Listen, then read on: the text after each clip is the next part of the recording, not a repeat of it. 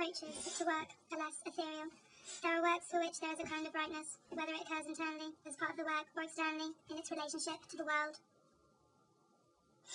In the artist's statements that accompany this essay, Keith Sonia explains why it was necessary for him to abandon the whole series of works when he saw the conditions in which the children who would be producing them were working.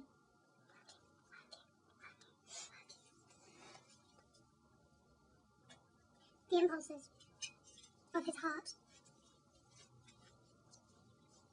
and his sense of compassion were greater than his need to follow through on the pieces he had planned. The means of production would have tainted the art.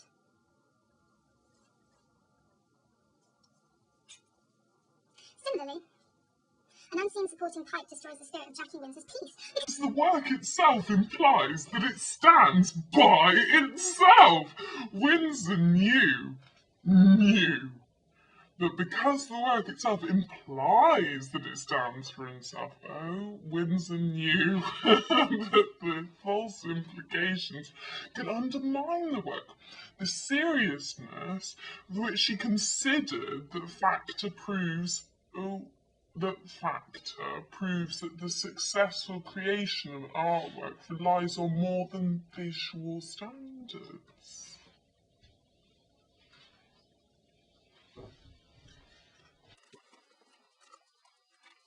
What is appropriate to a given artwork has multiple dimensions. Integrity and ultimate unity prevails when something is both internally and externally appropriate, both true to itself and true to its environment. The work must also follow through on the promise it makes. It can't soften or dilute its purpose at the last moment.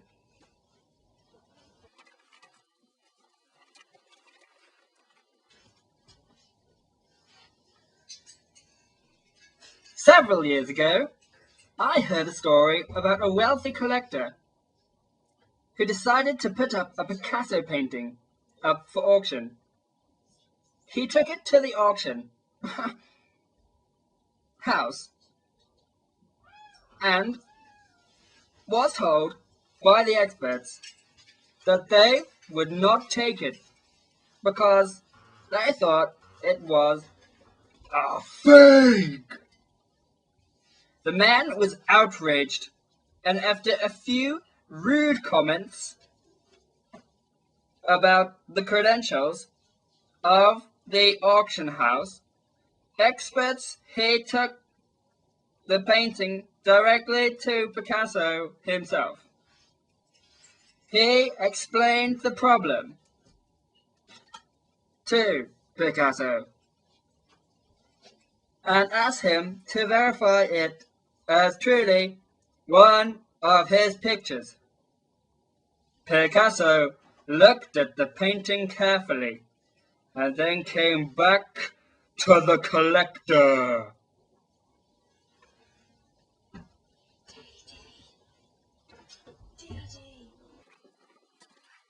I'm sorry, he said. They're right. It is a fake. But that can't be, gasped the man. I bought it directly from you 15 years ago, huh? Well, said Picasso, I can make fake Picassos just as well as anyone else.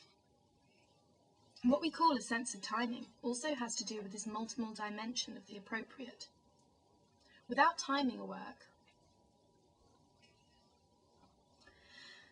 may be unintentionally invisible. One cannot make a proper evaluation. 30 years ago, when Mary Oppenheim painted her picture, she saw it differently then than she did when she put it into this exhibition. At that time, instead of seeing the painting in front of her, she saw only what she thought the painting should be. Paul Thek's contribution to this show Faced with a sense of the inappropriate in contrast to conventions, he proposes a work that reverses sexual stereotypes by changing our father to our mother. It is a work that probably has more impact now, when sexual inequality is still obvious, than it will have in the future. It deals with what could be called threshold values. It makes us wonder what distinctions it may be appropriate to make in periods of change.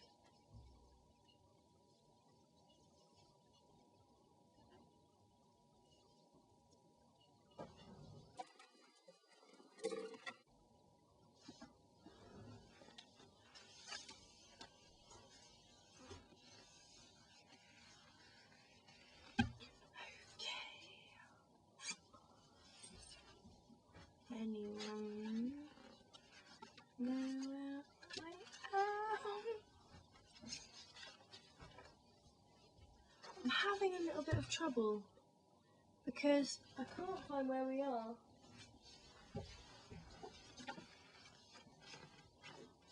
Said change at the last time. Have we definitely done that one? I'm sure I read this ages ago. Corresponding to the different forms of failure.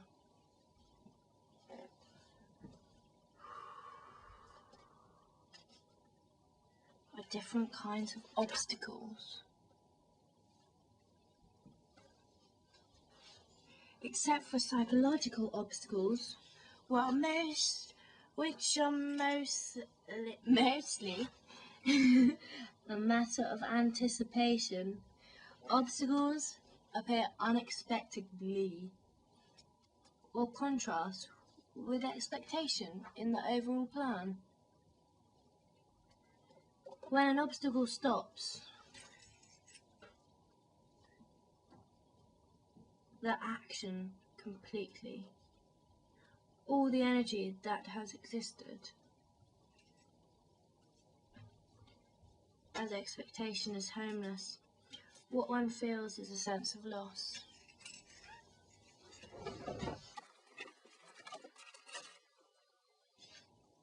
More and more, we find instances of things that work in photograph or in reproduction, but not reality. When something works photographically, but not actually, one thing might be wrong. One thing that might be wrong even, I apologize, is scale or proportion. Scale has a specific narrow margin of error and is very sensitive to degree or amount. I take these to be larger issues.